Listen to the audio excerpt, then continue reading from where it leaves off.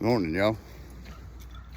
So I picked up the other day a 1986 K15 GMC. Cab, floors are shot, I'll show you. But it came loaded with a whole bunch of parts, and I really didn't know what was in here until about right now. So I'll walk you through it too. And I'll turn this thing around. And we're back. I started getting a little hot, took my hoodie off. So this build is not going to be a show truck.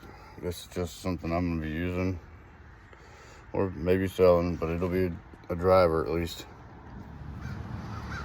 So the battery is newer. It's one of those Walmart never start value batteries, but it's charging. It seems to be taking a charge. So as you can see, this was an AC truck. The guy that I bought it from put this brand new Edelbrock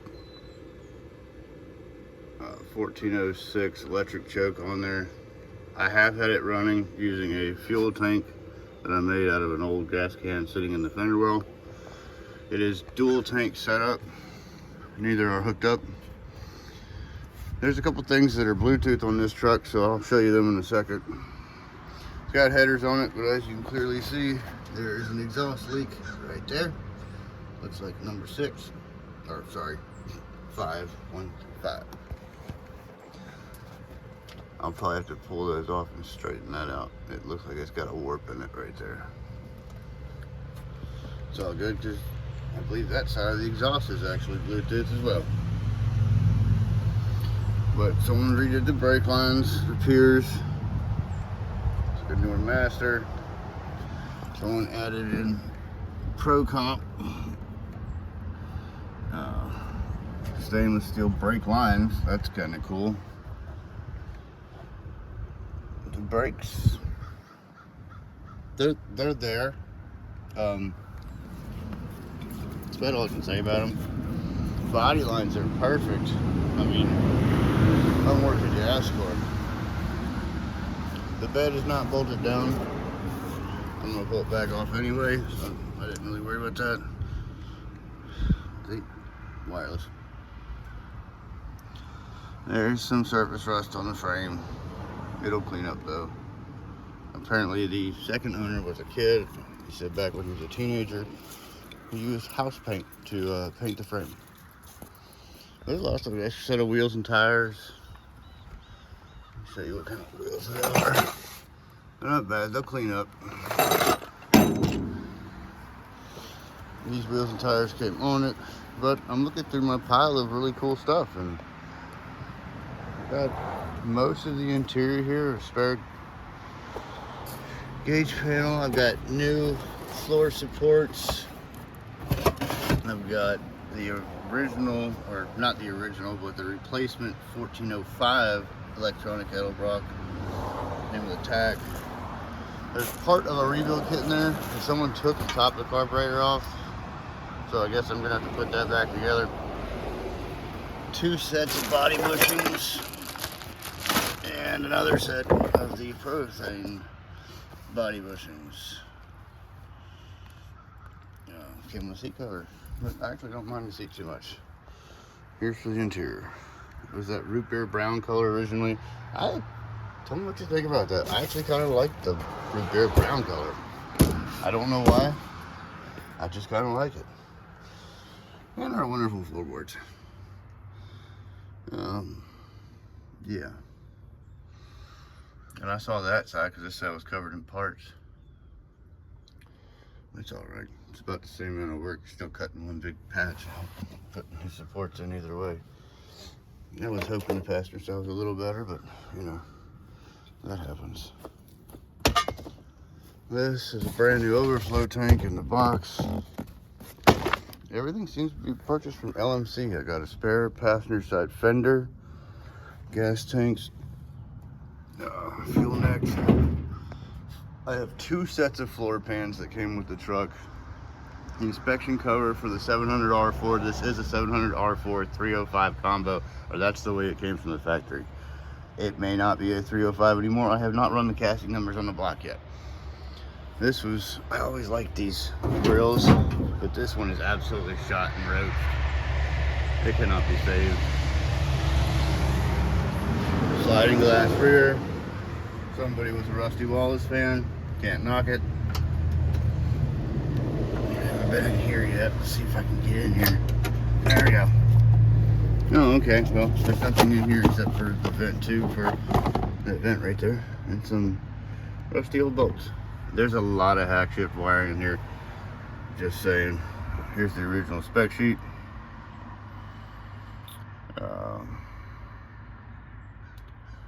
342s. Yeah, so it came with the 305.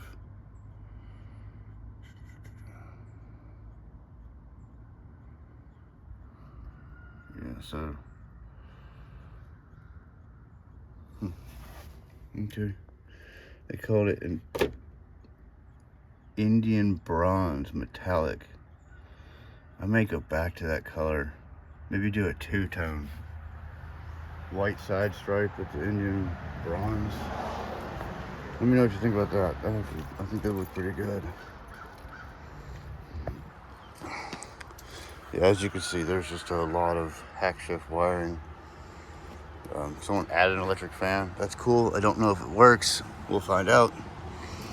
Everything seems to have been done to possibly function at one point, just not for a long term. But yeah,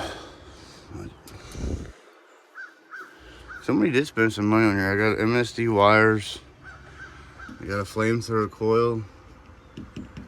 The carburetor, like I said, was from the previous owner. He didn't really get to do too much. He started pulling things apart and just kind of got lost in other projects, which happens. Can't say I've never done that. I'm assuming this is still the same 305 that it came with. I haven't really gotten anything more than just to get it running to move it around my yard, so I will find the casting numbers and I will let you know on that. I am so happy that it is still an AC truck. Our summers here, they're pretty hot when you're running in a steel bed truck. That one has no AC. It's also an 86, but it's a C10. I actually got another video coming up on that. We were doing some speedo cables and some basic maintenance and tune-up. Actually, just some timing and fuel air mixture adjustments. What is in here? Part number, no part name. Oh, okay. That looks like bed bolts. Okay. We have new bushings for that too, so we'll set that over here with the bushing pile. All right, I'm gonna go ahead and pull the rest of this out and I'll show you what I got. So here is the interior on the driver's side. The rocker panel is actually still mostly there. So I did not get rockers with the truck. I can patch that up. Weird place to rust. Alright. That's a floor cut. You can see how far this side is dropped. Which is why our fender gap is so bad on this side. The side supports have crumbled. The front forward to back floor supports have crumbled. And obviously the floorboards are shut. The bed is not bolted in, as I said. That'll be coming off so I can clean and undercoat the frame. Probably clean the fuel tanks. I think he said it's already been done, but it's been sitting for a little while. These are the wheels I got with the truck. 33 1250s. They got decent tread on them still. I would actually run these, but they are pretty dry rotted. Got a set of new black mirrors. Did find a couple more pieces. That rusty old Edelbrock air cleaner.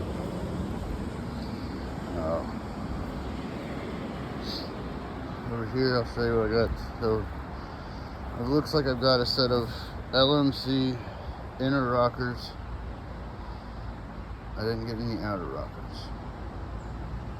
I got LMC inner rockers, floor supports, 2 sets of floor pans. These are replacement floor pans. These are not, as you can see, they turn down on the end. That's for a full out floor replacement. They're also very thin. These are the LMC drop-ins. I'm probably not going to be using the entire piece of the floor, but we will be using most of it. As you can see, the floor is desperately needed. I only have one side mount for the floor supports. And it looks like it's the, maybe they're both exactly the same. I'm not sure. I'll have to get another one of these. I'm probably gonna do I don't know which that'll do first, but. And I am not a master mechanic, I am not a master welder or anything, but if I can do this, y'all surely can too. Go on the Temu or Amazonian website, get you a really cheap MIG welder. Play with it a little bit, and I mean, most of this is just, you're doing plug welds or stitch welds. So it doesn't have to look pretty, because if you think about it, this is all going to be covered. I'm going to pull the door cards when I'm done. I figure this floor sealed up and get the cab sealed up. I'm going to pull the door cards. I'm going to line them with insulation. I do HVAC, so what they call it is bubble wrap. Only about yay thick. But we used to wrap up ductwork. I'm going to put a self-adhesive spray in there, line the doors, line the floors. It'll give it some insulation, also deaden the road sound. Just makes for a nicer, quieter ride. And it also makes it so it doesn't get 150 degrees in the cab on a hot summer day with sunbathing on it when you're trying to run AC. It'll work a little more efficiently, heat a little bit more efficiently, and be quieter for the driver, because like I said, if I don't sell this, I plan on driving it for quite a while. That one, actually, I'll show you this one real quick, because there's gonna be videos coming up on this. But this one is my wife's. 86 Chevy C10. Yeah, I'll turn this around. Walk you around this one. This one is not perfect either. Although it does look very good, it does still have rust, because this is a driver. This is not a museum piece. This is still the original tailgate from '86, the place it was purchased from. This was a replacement back bumper, obviously. Yeah, it has been replaced. But as you can see, it's not perfect. It's a good driver. It looks good, it turns head, because the paint's newer and paint's fresher. But it's not perfect. But from 20, 30 feet away, you can't tell. I was probably going to end up replacing this front grille, as I was not the one who did the resto on this, and they cheaped out on a few things and just spray painted stuff, which I'm going to be using spray paint too on a lot of things, so I'm not judging them. But for the amount of money my wife spent before we got back together for this, they should have done a little better. Let's check out the inside. This door needs to be lined up a little better. There's got the aftermarket door cards on both sides. Actually, that one looks like it might be original. That is original. This one is a replacement. Vinyl seat. There, unline the cab. That's actually pretty good. Well, as you can see, like, the floor underneath here is not perfect. It's patched in. That's the front support right there. This one is not perfect either. And you can see the front support over there. It's just, that's the way it is. It's not perfect. It's a driver. I'm not a custom car builder. That's not what I'm intending to do. It's got scratches. This was her dad's truck. But it looks great.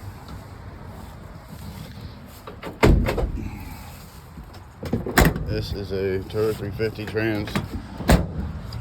so there's no highway gear in this one. This is an around town truck. 350 stock bore. It's a Holly 600 or 650 carburetor, I believe. And it runs pretty good. The shop that did it did not set the timing right. It backfires when you're trying to take off some red lights a lot. It chokes. It does good at higher RPMs, but it's just not dialed in perfectly. So, like I said, there'll be videos on this. I gotta get this one tuned in better. Our son was driving it not too long ago, and he, I say he hit a deer, but more like the deer hit him. So the deer came running across the road, jumped over the front grill, just barely nicked this fender, so we got this fender got replaced. But it did put a dent in it that couldn't pop out right. Hit the hood. I have the original hood downstairs. It was starting to get some rust in it too, so this is a repop. But then smash right through the windshield on the passenger side. It blew out the glass from that edge to about center steering wheel. Had that deer hit any further on this side, he may not be here today. But the deer went through the glass,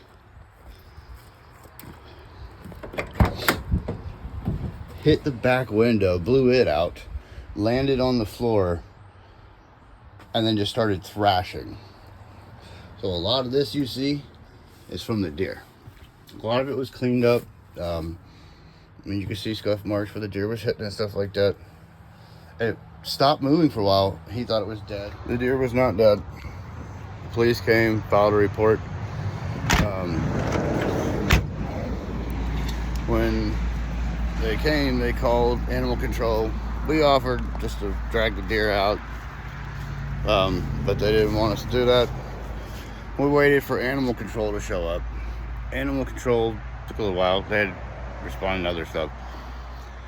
But when they came, it was like that deer knew who pulled up, because as soon as wildlife showed up, we were standing like this. We had the doors open, both doors.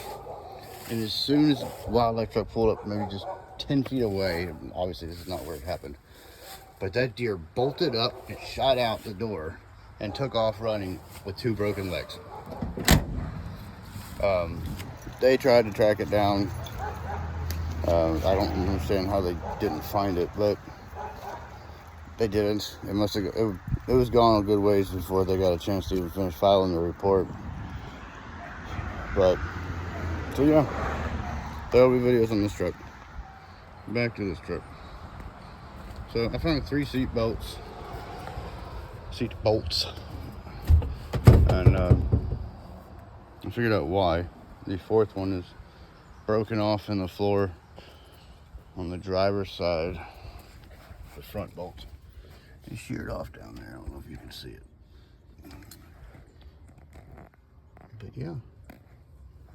So I'm gonna get this part put away and start assessing what I need to get started on these floorboards. And maybe I'll mess with the engine first. I mean, this thing still works around the house for now. And I got all winter to do this project. I also have another project. There's some videos on that too. I've definitely already been involved with that one already. It's a 1950 to 52. I can't find the exact year. Ford 8N. It was also her dad's. As you can see, I've already got the front end tore off. So she had somebody else working on it. They went to put new points in it. I'm not sure why they pulled the distributor to put points in, but they did. They didn't seat the distributor gear back in place on the cam gear, and then started it. It ran for about a couple seconds, and then made a loud bang and crunching noise, and hasn't ran in years. So I got to looking at it a couple months ago, and I just saw that it split the front case. I did not know what had happened. I didn't know the guy that did it. So I was like, that obviously finding timing covers that's a side mount distributor on a 50s 8N is like finding a needle in a haystack. I called every tractor parts supply from here to California, and I live in Virginia, and could not find this part for months, and I mean months. Eventually I found some guy locally, pretty locally, next county over. He had a bunch of Ford 8N parts. Called him up, he had a timing cover. So I went to his house, got it, came back. When I put it on,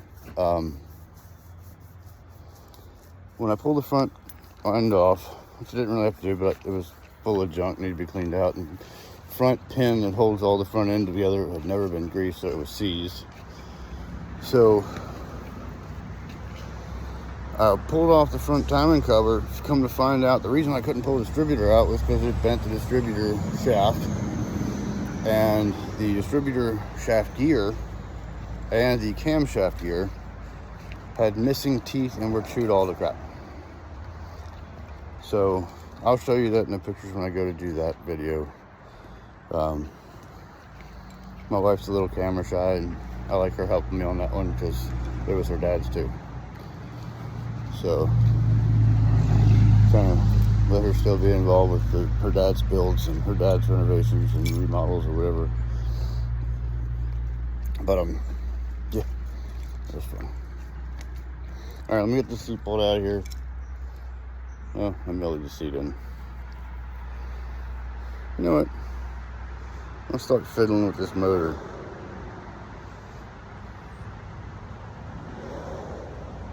Maybe not. You know what?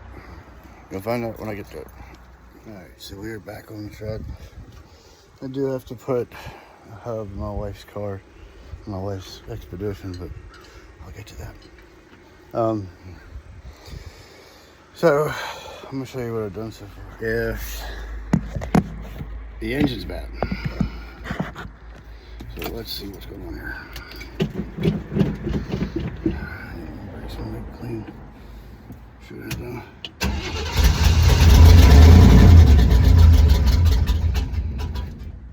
Yeah.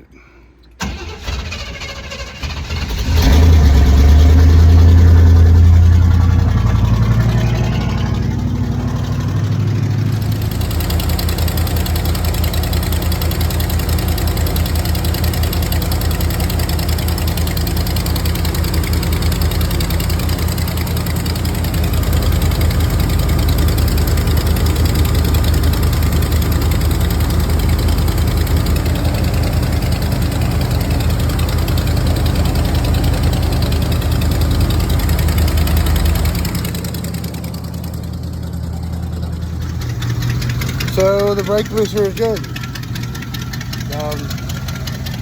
I just rolled it back and forth. It is good. There's so many disconnected wires in here.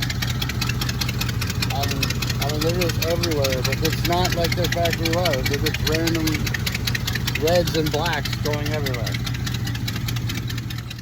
I did put some coolant in it. That's all I had at the house, but it's, at least I can see the level now. I have not had this engine get to temperature yet, and that's what I really want to see. So I hooked up a vacuum gauge. Whoever had it ran the PCV into the carb and never plumbed in the vacuum booster. So I did that so I can check to see if the vacuum booster actually works. I was just putting this in there while I was leaf blowing all these stuff that could catch fire out, because it was loaded with leaves. I'm gonna run a temporary tank. Everybody knows these junky tanks, stupid government safety valves on them. I'm gonna fix that.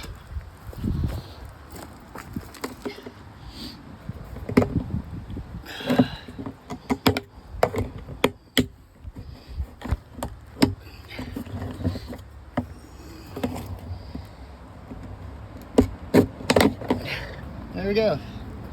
No more stupid safety valve and screen. The screen is still valid. I mean, it still could go back in. I highly doubt I'll ever put it back in. But at least I don't have to worry about it right now. I just shove the lines in here. I did notice the other day when I started up on a jerry can, that I was able to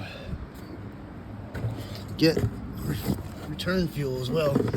So I'm gonna pull in the return line as well.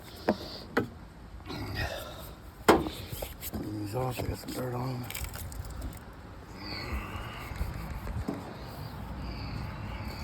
I do not have a tripod. I will get one eventually. Let me set my phone down.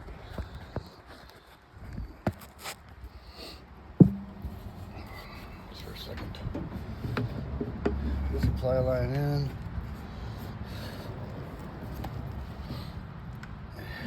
Return line in. Alright. I know it does start. I know it does run. I filled the bowls and stuff just to move it around. So I'm 50 to 1 gas can I have sitting around for a chainsaw. We're gonna run it now, see if we can get it up to temperature. It's probably gonna take a minute before we start pumping fuel because it was pretty dry. I also did find out I did blow this out too, get all the loose rust off the floors. Yeah, I need to get these floors, but I want to see if this engine's any good first. There wasn't any coolant in it, which kind of makes me wonder.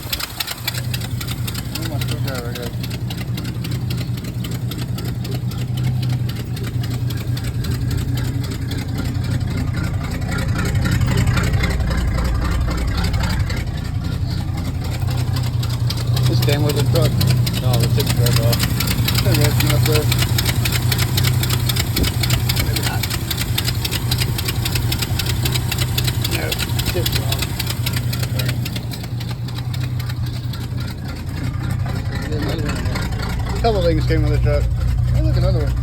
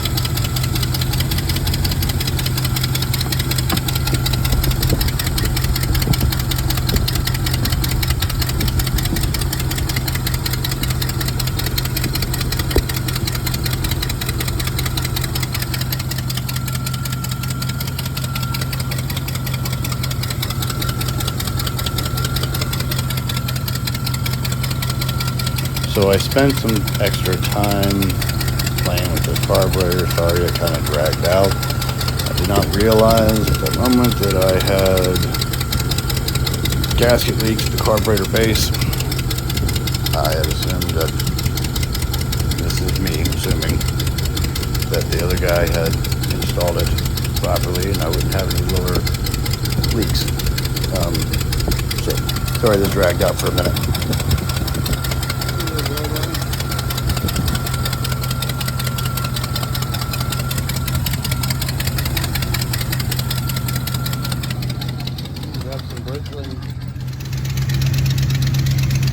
It is circulating.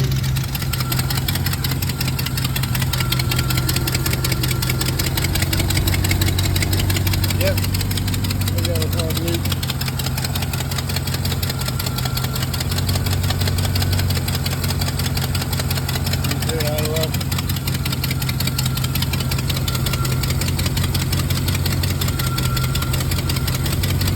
Seems like on the bottom and on the top gasket.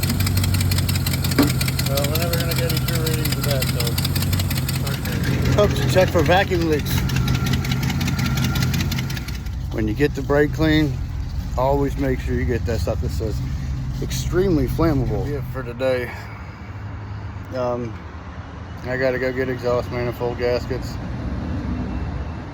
I'm going to have to pull this carburetor off. I have another set of gaskets. But they're for a single plane. I'm really hoping this is not a single plane manifold. I'll find out when I pull the carb though, but I'll do that on video too. When I get back, I gotta run and go pick up some parts for the tractor and switch over to this Ford. Priorities first, play toys later. Later guys.